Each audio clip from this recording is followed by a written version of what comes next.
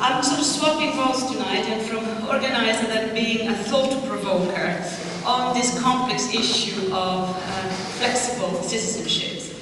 And I say complex because if there is an irritating concept, and at the same time a banal one, at this particular point in time, it has to be that of multiple and complex identities.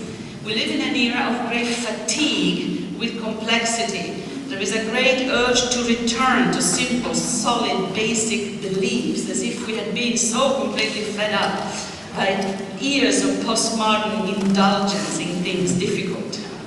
And a great deal of this pressure to go back to basics is, of course, an effect of our context. We are living in very anxious, militarized times, in the middle of civilizational wars that are making us see or imagine enemies everywhere, from the food that we eat to the various people that we cross in the streets.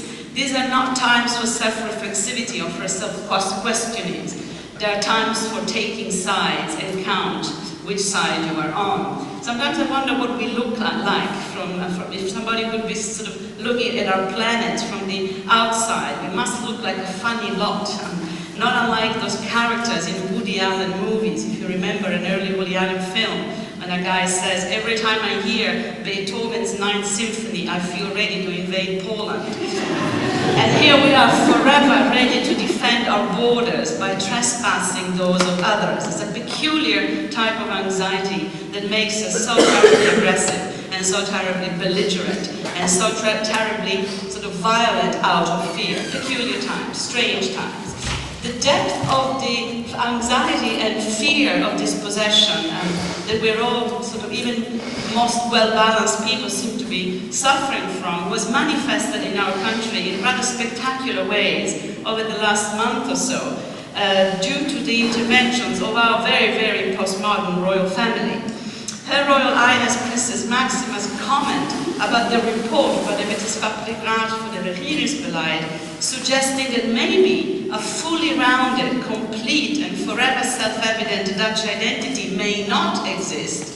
Such a banal and in some ways harmless sort of comment managed to trigger the fury and disapproval of 75% of the Dutch population, most of whom never really went near the particular report that Her Royal Highness was commenting upon, nor would these people be able to define their identity if their life depended on it, but they sure took offense for it. So there is a profound sense of fear and insecurity in our society. What exactly is this all about? And I'd like to very rapidly begin, and maybe knowing the time requirements, that would be all I managed to do in the talk, by sketching what I call the political economy of negative passions that we all seem to have plunged into in these strange times of ours. And what these negative passions have to do with is indeed very concrete historical conditions. The master narratives that circulate again in our social space about the inevitability of market economies as the highest form of human evolution, or the biogenetic nature of our contemporary scientific developments, which are forms, both of them, of essentialistic deterministic thinking. Both people like Fukuyama comment on capitalism as the highest form of human evolution, and Dawkins with his theory of the selfish genes. These people talk as if they knew the direction that human evolution is taking, as if they were actually in charge of history and they can predict where it's going. My Marxist friends are exactly the same. I always envy people who can sit there and tell us exactly where the future of things are.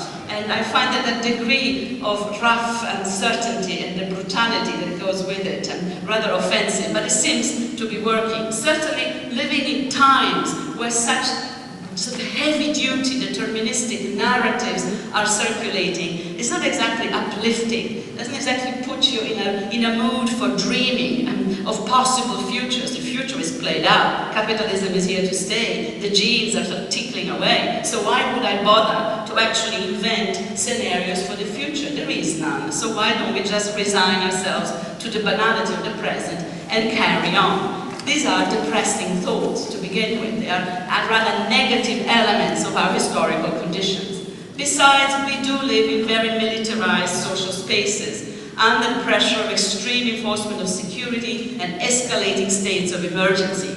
People talk about the end of the Cold War doctrine of mutual destruction, also called MAD, and the rise of a new type of political economy of fear, of viral contamination, the doctrine of mutually self-assured destruction, also known as SAD.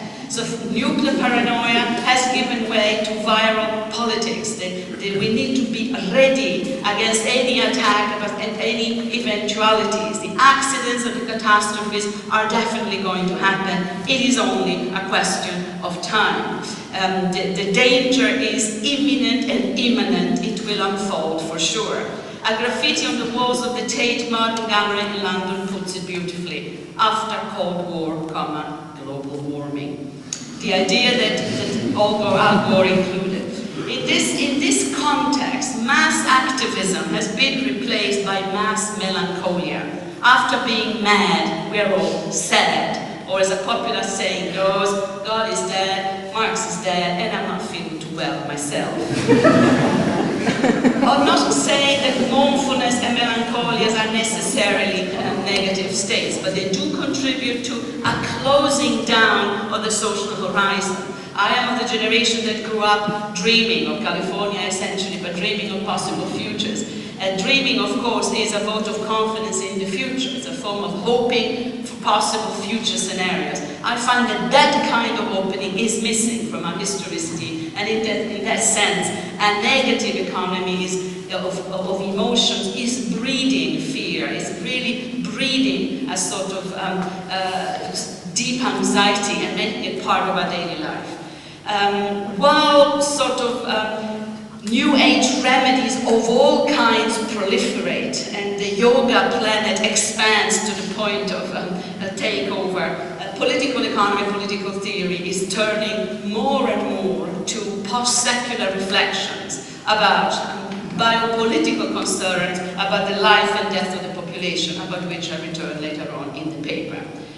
So my main point here is that notions about the multiple, complex, mobile, and nomadic structure of identities are a way, banal, simple, complex, of describing our historical conditions. And because they are so sort of intrinsically part of our historical conditions, they seem to cause enormous anxiety.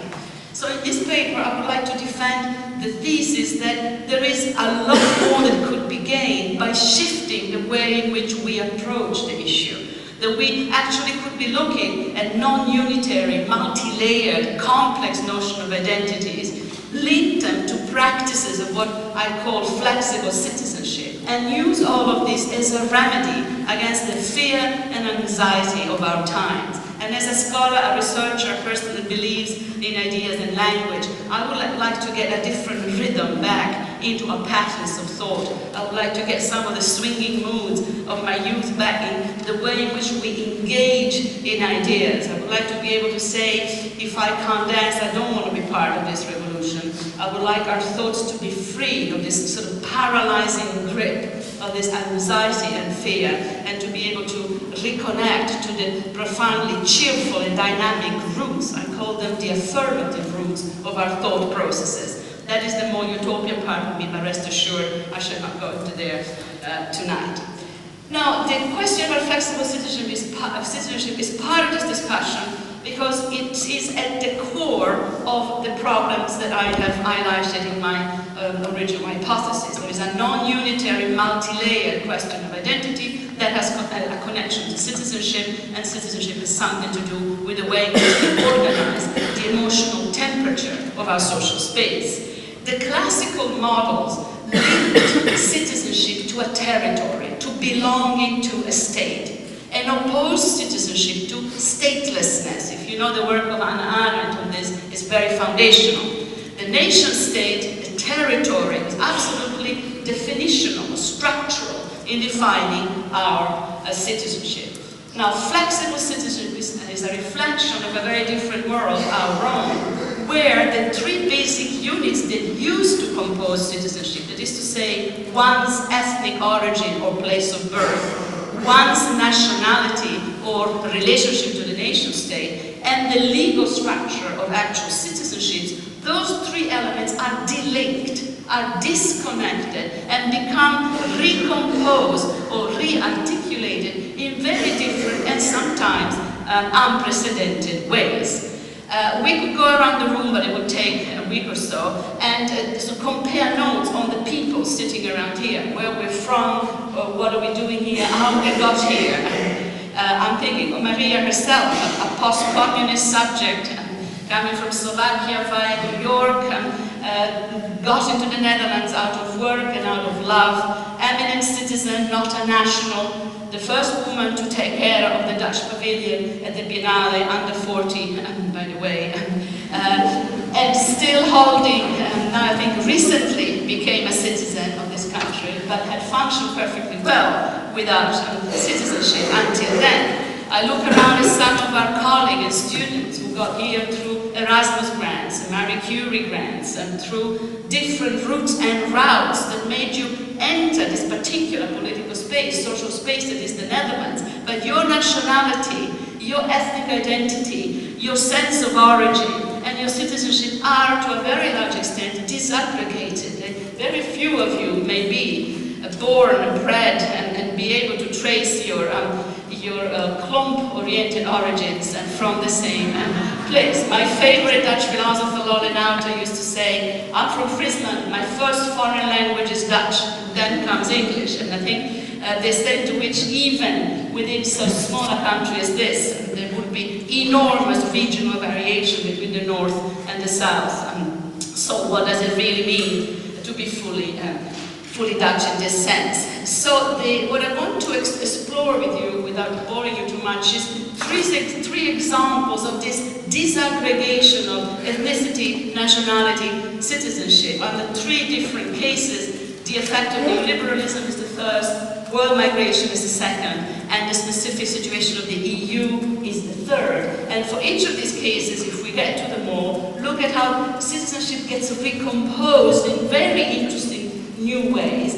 And, if possible, I'd like to explore the ethical implications of the new rearrangements of flexible citizenships that we have under our very nose. First, then, rapidly, the type of disaggregation or delinking of nationality, ethnicity, and citizenship under neoliberalism. It is very well known, whether you read radical democracy thinkers like Chantal Mouffe and Laclau, or very moderate social democrats like Lord Darendorf, that processes of hybridization, processes of nomadic identities are integral to advanced capitalism itself. It is neoliberal deregulations that erode the foundations of the nation states. The sort of enormous impact of technology accelerates the deregulations. The growth of cyberspace offers forms of technological mediated modes of belonging that people are beginning to call cyber citizenship. Extremely important for migrants the world over. And both cyber citizenships and satellite dishes are a great mode of recomposing citizenships. If you walk through neighborhoods, check out the satellite dishes. That's cyber or digitally mediated migrant citizenships at work. The social theory on trying to map the type of recomposition, also known as deterritorialization, if you can pronounce it, you get your PhD already, that are happening under advanced capitalism are quite enormous. We are going to have in this series, we hope, Professor Baumann, who's one of the great thinkers who actually maps out different social recompositions of subjectivity under the impact of what he calls postmodernity, or advanced postmodernity. The pilgrim, the tourist, the nomad are categories that Bauman works with. James Clifford prefers to look at metaphors, but they're not really metaphors. I call them figurations of traveling or displacement. After Prague, and with her a great deal of race and post-colonial theories, prefer images of diaspora and diasporic belonging. You can really go through contemporary social, cultural theory and make lists of the type of figurations that people are coming up with to indicate the ways in which our social subjectivities are shifting, are being completely deterritorialized and demobilized, and they are moving because basically we all go where the labor market takes us, and we are entering the global labor market through different modes, different speeds, And even to call this enormous global mass of migration,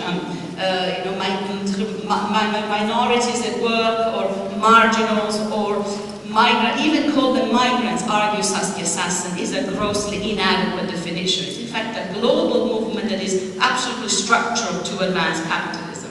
Methodologically, this creates the issue of how we map out the different social positions. You will agree that being a David Beckham who manages to go from sort of football to football via Hollywood, or being any of the media stars or the athletes that manage to pick up citizenships just because they are wanted to play in the great football clubs of the world, or being the illegal migrant workers and asylum seekers, are dramatically different ways of entering the question of the labor market and the mobility required by the labor market. So mapping those different forms of indexation into the deregulated labor market is really hard work, and you can read a great deal of contemporary social theory as an attempt to map the difference between the Beckham and the illegal migrants, between the expatriate entrepreneurs with a capital flow and the expatriates from countries that no longer exist, and trying to find a way of indexing and mapping the power differentials between these conditions, both forms of mobilities, and but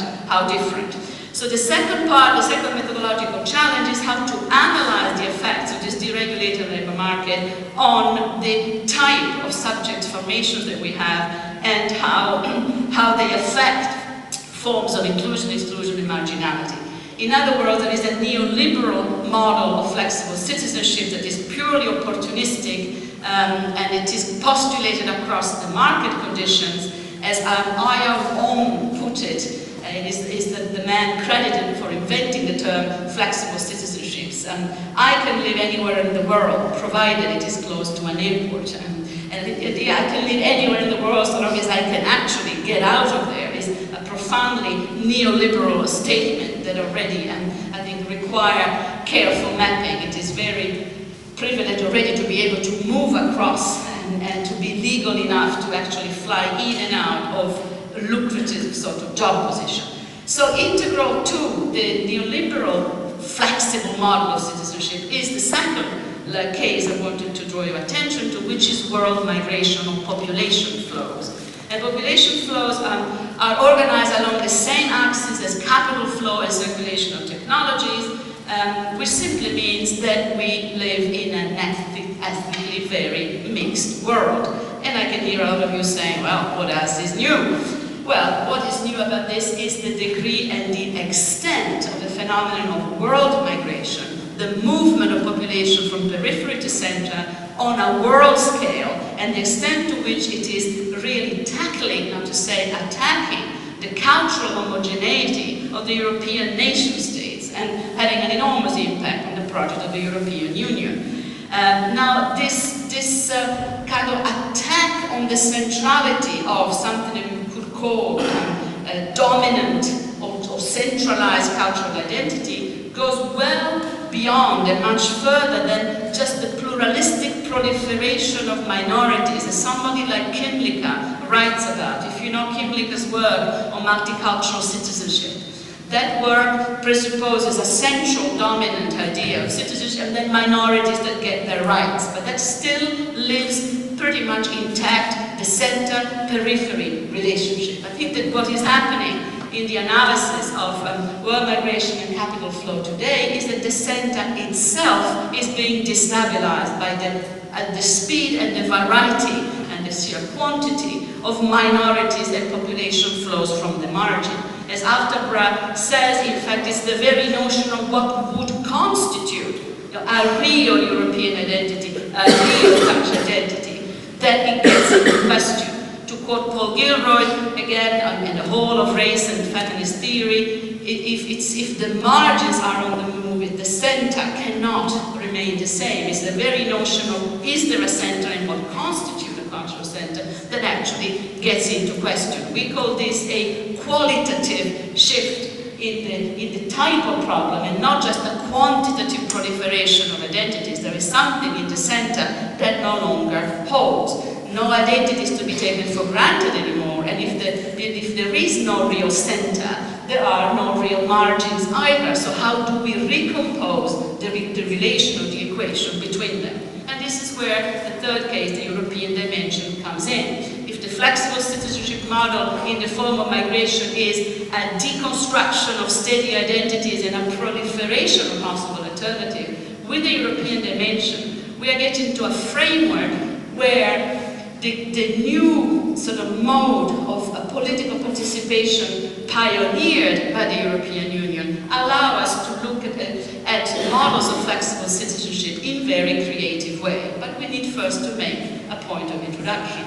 If flexible citizens and notion of identity are irritating and slightly passé, even to mention European identity in polite company is a real downer. I think these are very highly Eurosceptical times. Let's not forget the result of the two disastrous referenda in France and the Netherlands, and how totally uninterested the vast majority of people seem to be on taking the European dimension seriously. It is one of the effects of our social situation that surprises me the most, and how not excited, how thoroughly undertitillated we are by what goes on in our own backyard. It's so much more interesting to sort of track what's happening in India, Brazil, California, always, even when it burns. But our own backyard, and what is it? Why do we have such a zero degree of emotional attachment to the question of Europe? What is it about that? And I think, particularly in this country at the moment, is something that surprises me greatly. I would then defend the project of the European Union as a radically interesting, very politically exciting attempt to move beyond the classical reading of the nation state and consequently articulate citizenship differently.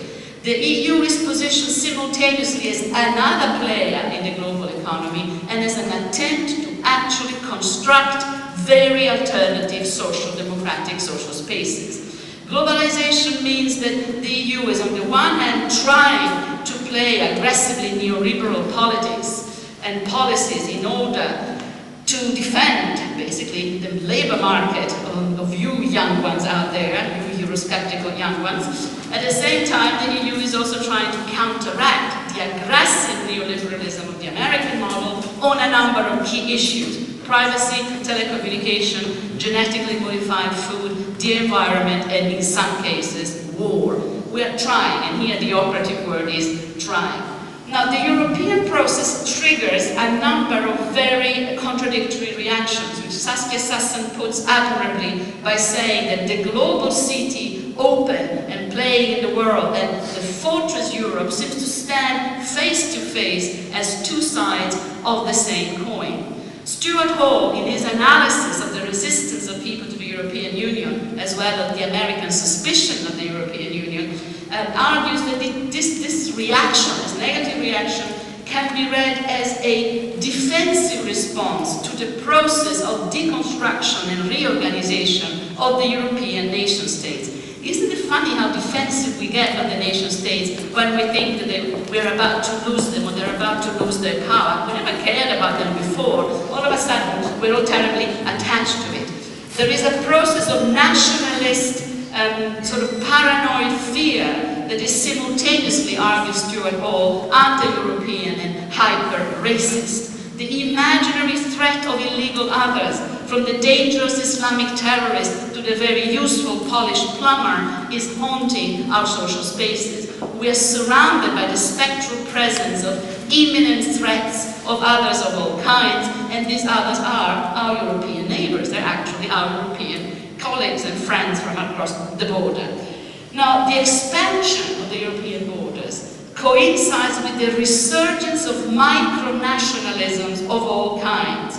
The common currency goes together with common anxiety. The possibility of a post-nationalist understanding of our social space goes together with a resurgence of nationalism at the regional, at the microscopic level. We're beyond even the regional, we are town by town.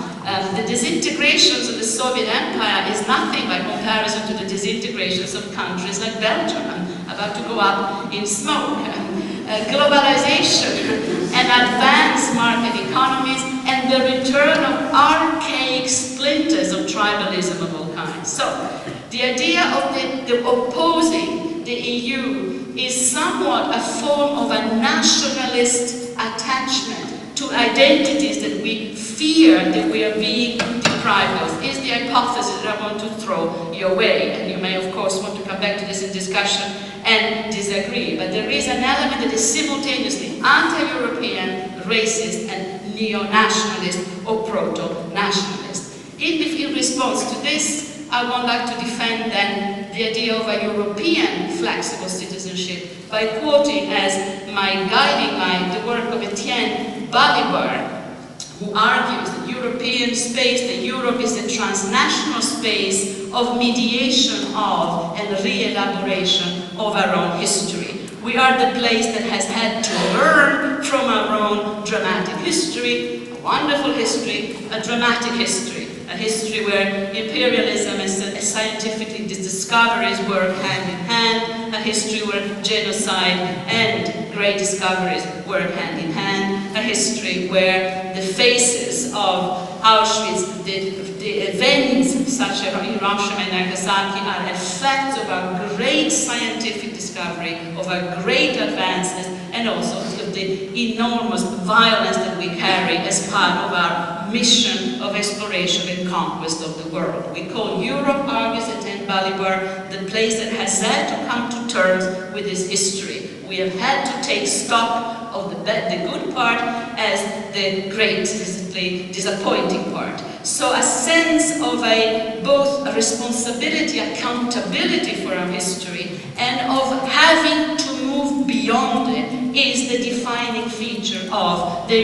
European Union as a project. Again, I quote Balibar. The crucial thing here is the transformative element of this definition of European Union type of identity. Transformative being the fact of having had to come to terms with our history, having had to take stock of it, and having to move beyond, never again being the crucial terms. You probably do know that the historical origins of the European Union are to do with the Second World War and the many wars that we have produced and provoked in the wonderful long centuries of our development and our growth, and those European civil wars that became world wars. And after the Second World War, the Allies made sure that never again would we indulge in our favorite sport of exterminating one another. The demilitarization of Europe, our reality even today, the fact that our army is NATO, the division of the world into two until 1989, but the general sense of a radical denazification of the European social space after the Second World War were all incorporated in the project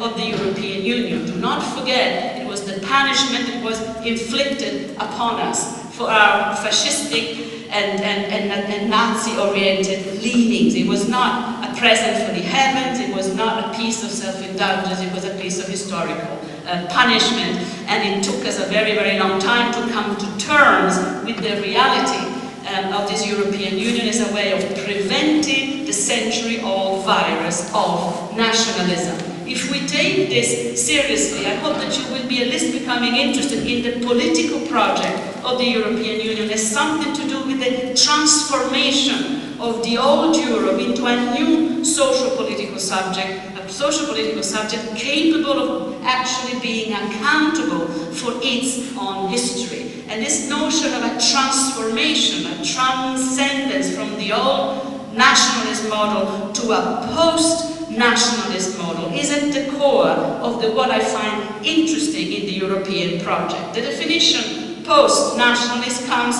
from the grand old man of European philosophy, Jürgen Habermas, who has a lot of posts. He invents all the good posts. In his old age, he's gone postmodern. He did the post-national, then he did the post-secular. It's gone very posty.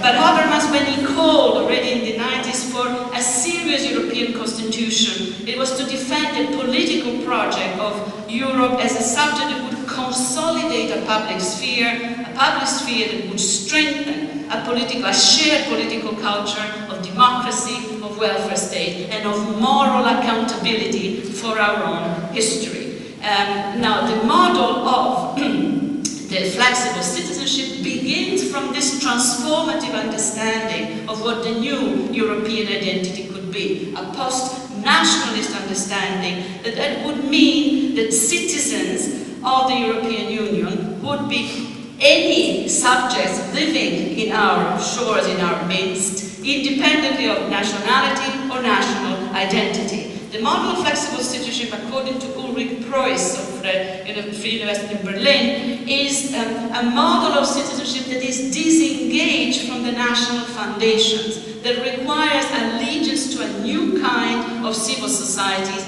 that would be framed by the project of the European Union. If you notice the passports that we have even today, they say European Union, Kingdom of the Netherlands, or European Union, Republic of Italy. And so there is a global framework, the European Union, within which there are these sub-branches, the nation states. There are many ways in which you can conceptualize them. Because I am a nomadic subject, I conceptualize the nation states as museums of identity. So there is the Museum of Dutch Identity, there is the Museum of Italian Identity, Museum of Danish Identity. They are sort of little organizations that take care of the cultural national identity, but de facto they are not major, great operational units when it comes to define our social context. The real context is the new legal framework of the European Union, and Preuss argues that in this framework all of us have to become subject of the European Union, no matter where we were born or what our point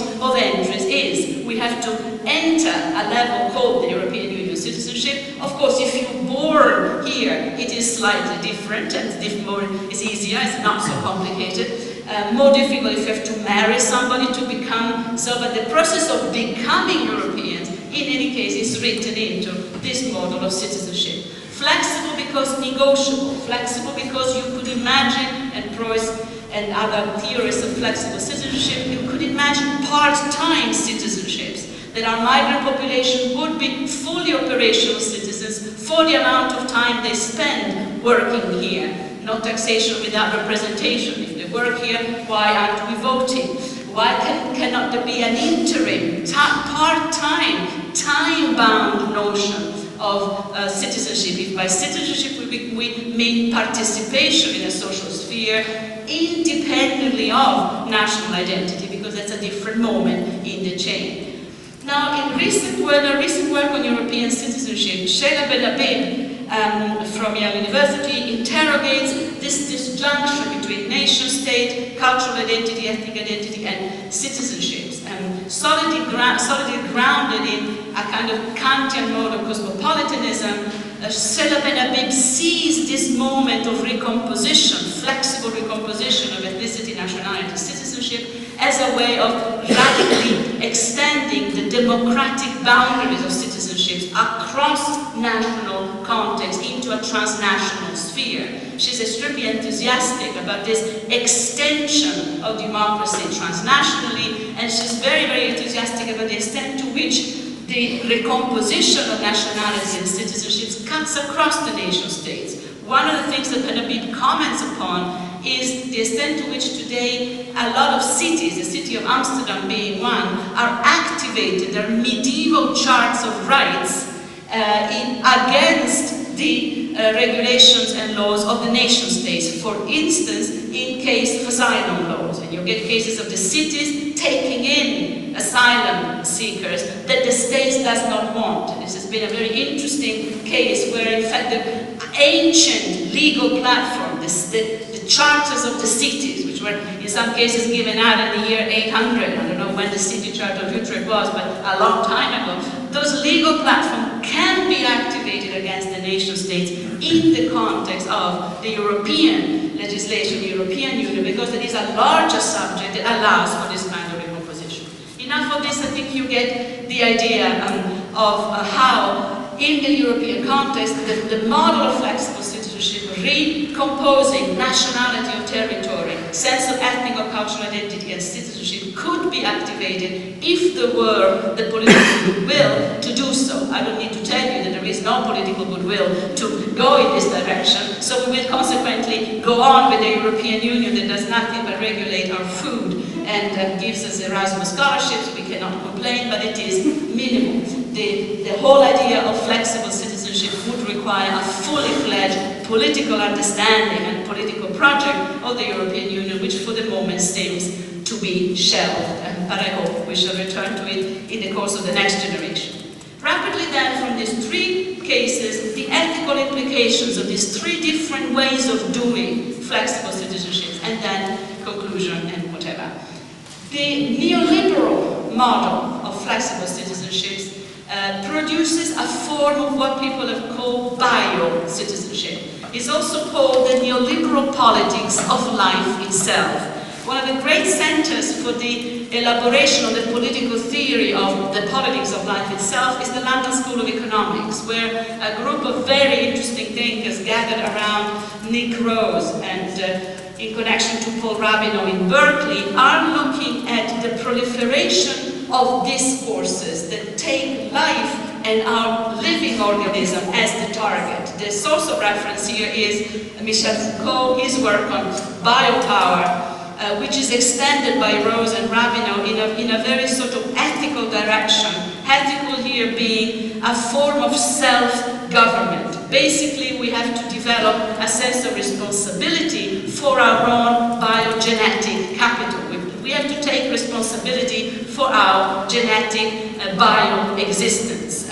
Now, the advantage of this position is that it takes very seriously the great scientific advances of our days. The disadvantage is that in a political context of dismantling the welfare state and increasing privatization of health and other sort of care services, this becomes a neoliberal perversion whereby healthcare becomes your own responsibility and health insurances can hold you responsible for this mystical category called lifestyle, which can cost you a lot of money. Those of you who are the great warriors are still smoking. People are the libertarians. I don't smoke, but I'm with you. Go on, smoke until you're blue in the face.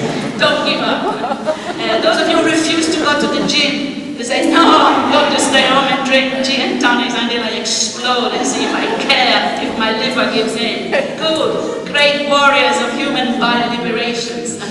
Those of you who don't care to be eternally young, don't want to do liposuction at lunchtime, just refuse the hyper-individualistic self-management that goes with the new societies of control. Well, if you recognize all of this, if you are also for planet yoga, then you will know this form of bio-governance is absolutely central to the spirit of the day, and contemporary media culture and popular culture do nothing else but relay this type of understanding of your own responsibility for the life in you, which is in fact the life of the species. It is your biogenetic capital. Now, since when am I supposed to be responsible for my biogenetic capital? Can't even sort of, put it out, and I don't even know how the light switch works. Imagine if I can develop responsibility for my biogenetic capital.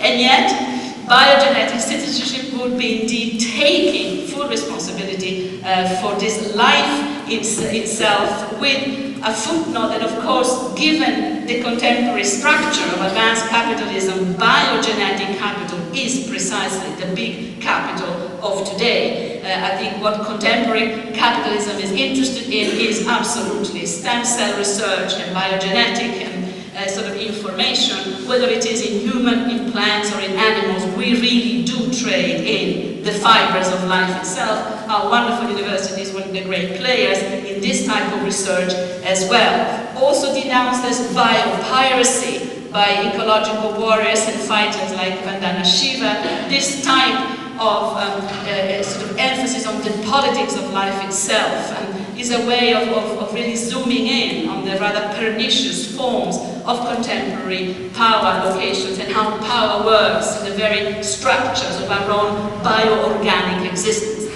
Nonetheless, the ethics of this would be at best a form of Kantian moral responsibility for this life, also known as bio-citizenship. See Nick Rose.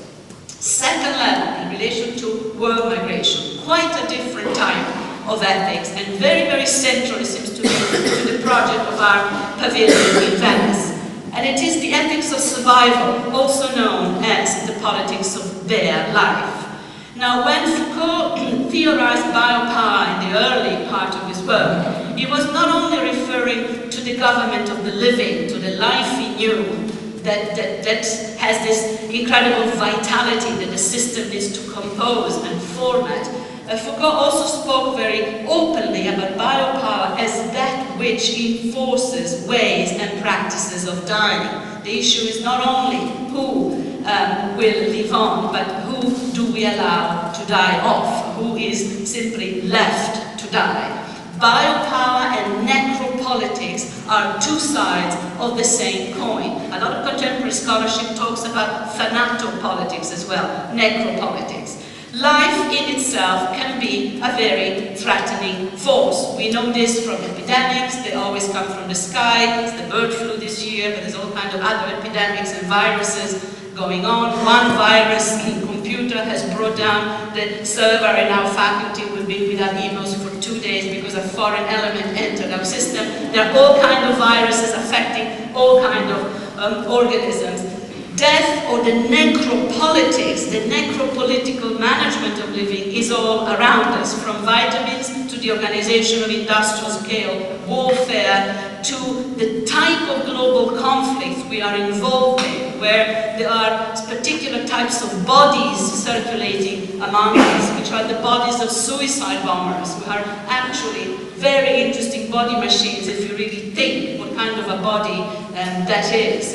Equal significant are the forms of the mode of interaction with death and dying that we seem to have sort of drifted towards, again unthinkingly, because thinking about dying is not something that many of us do without large doses of alcohol in our midst. But there is both a proximity to practices of dying and a denial of them that is absolutely crucial. Those of you who are into detectives, you may remember the days in which detectives became forensics. Remember when detectives were about other things? Now it's all about forensics, the politics of corpses. And again, Foucault has been very strong on this. Now, this kind of presence, I would say ubiquitous presence of forces of death and dying and destructions are the other side of the neoliberal ideology of life and fitness. And the thinker that does justice to this element is in Giorgio Agamben, whom we talked about very much last time, who is very central to the work of Arnaud Mick and the work of the Pavilion. The notion of bare life. And the bare life is what is left over after the care of the welfare state is sort of left behind or taken off. Bare life is that in you which sovereign power can kill. It's the life in you that is so basic that it can be squashed out of you at the will of the rulers, of the powers that be. Bare life is liminality, fluidity. It is an aliveness in you that is closer to the vitality of animals and plants than to the biopolitical organization of proper citizens. The politics of bare life means a state of management of conditions of neglect, of abuse, of marginalization, of perpetual detention, to which large sectors of our population are confined. These forms of confinement, of the figuration of the camp in Agamben's work, is absolutely central to the political economy of today. We all sort of walk past detention centers without seeing them. I think Schiphol and other airports are huge detention centers, and we're all trained ourselves to not to see this. But the long shadows of these forms of biopolitical management of the unwanted are absolutely overwhelming. So abuse, marginalization, the politics of neglect, which means the issue of respect for what could be called a very minimal politics of survival, a very minimal idea of minimal health and minimal sort of bio-welfare are becoming absolutely central to the biopolitics of today. Just think of the issue of bare life in the situation of what people call wrongly natural catastrophes, whether it is Chernobyl or a more recent one, New Orleans. The many natural catastrophes of what Ulrich Beck calls the global risk society. Who is entitled to live? Who is left to die? pernicious structural logic of a system where entire chunks of the population are simply targeted for extinction. These are bodies that do not matter. Think of political management of the world population in migration exercises, how we are using not only medical screening of prospective migrants, but more and more genetic screening. Are they bringing us something that we don't want? Is the biogenetic capital that these alien others are bringing in our midst tolerable? Think of bio-welfare as a social norm, whether it is in the pernicious chase after weapons of mass destruction, or whether it is in the abolition of pandemics, how actually health is a security concern, how public health is a national defense concern. How did we get to that? It's quite a different model of contemplating the health of the population than the classical national welfare state way of thinking about it. And last but not least, think of humanitarian aids, of the politics of human rights as a form of global citizenship, where health and survival are taken as the basic requirements of being a citizen of a global polity or of a global civil society. And again, how citizenship has to do not with a monolithic term, but with bundles of rights and entitlements which are delinked from ethnicity and nationality, as I have been arguing all along.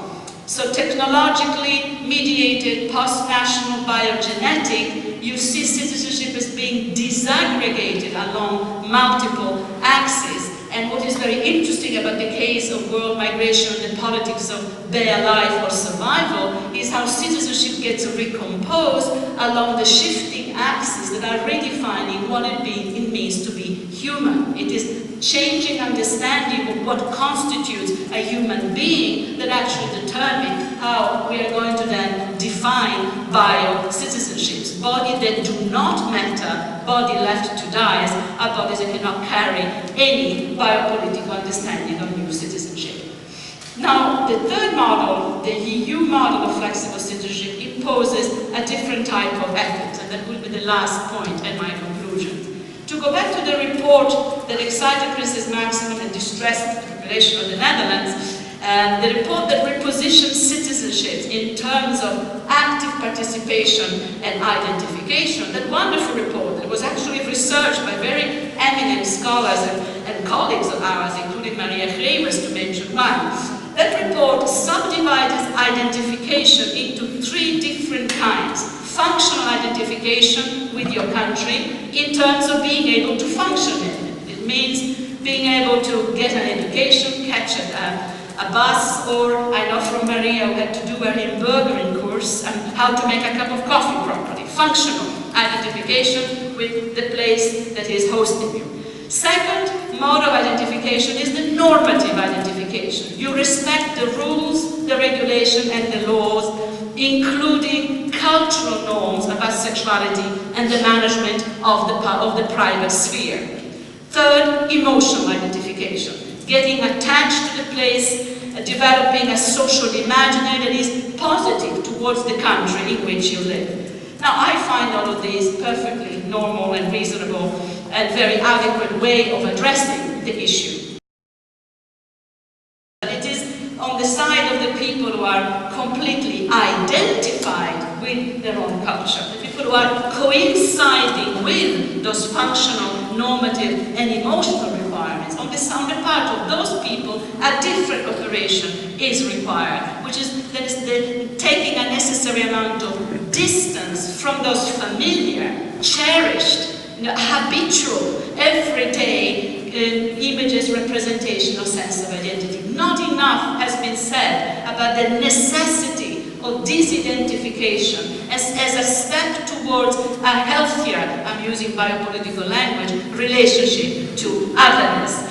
And this effort of disidentification is particularly important for the people of the center, those who are coinciding with dominant ideas, knowingly or unknowingly. No question that disidentification is not entirely a pleasurable exercise. And to take a distance from that which is cherished, to be able to look at yourself as other, to to see your image as a culture, as an individual, as a society, reflected in the eyes of foreigners that may love the place but still look at it coldly, is a rather defamiliarizing and slightly chilling experience. Welcome to the third millennium. Millions of subjects under the sun are undergoing that experience on a daily basis. If we do want to move towards a situation where flexible citizenships and multiple identities can coexist, the necessary pain of disidentification has to become part and parcel of our socialization processes. It is not a tragedy, it's just a little amount of chilling pain, the consciousness-raising effort that makes you look at yourself and others and say, actually it's pretty cool, pretty good, or not, but in any case you are shifting your position. Now, if you look at a great deal of race theory, feminist theory, environmental theory, this process of acquiring a consciousness of yourself as other is defined admirably. Think of the work of Edouard Glissant, postmodernist, post-structuralist, race, post-colonial theorist, who looks at what does it mean to come from a history of slavery, a history of erasure of your origins, and how horrendous that all is. But at the same time, what a fantastic resource it is, how it opens up the mind to so many other possibilities. It makes you understand the infinite diversity and variety that the human species is capable of. There are processes of becoming other that have been testified and written about by a number of social scientists and theorists of the last 20 years that can become absolutely instrumental in opening up our fear that if we actually let the others come in too closely, we would be hurt. And there is here an annotation about the type of morality that is dominant in our culture, the Kantian morality that is frightened of pain but doesn't hesitate to glorify violence, the hypocritical discussion that equates pain with suffering instead of seeing pain as one of the elements, as classical philosophy teaches us, in a process of self-awakening, in a process of self-government, in a process of simple enlightenment of oneself and others. The qualitative leap through the pain of disidentification is how the center can assist the process of identity's identification on the part of the margins. It will not be without pain, but let's not be pathetic. We are doing fine, we can survive it, we are tough, we are strong, and if we want to move in the direction of a recomposition of our social space in such a way that multiple, complex, diverse identities can coexist, then this little effort is necessary in a lucid, I would want to say Spinozist manner, but I don't want to sound too pretentious. To conclude, the process of flexible citizenships, whether you take the neoliberal, the world migration, or the EU models, are transformative processes. They transform the relationship between the center and the periphery, and I want to argue for people like us, they transform forever our understanding of the center itself, of what it means to be of this country, of this place, of this building. Through the plane of loss and disenchantment, post-nationalist Europeans may be able to find enough self-respect to become the subject of multiple ecologies of belonging, not centralized subject, but multiple ecologies of belonging, and go into the world, among many others, free of that old white man's burden, free of the fear of not being in charge, nomadically disenchanted, but ethically vibrant, in love with complexities. These are the flexible citizens of the third millennium, and I hope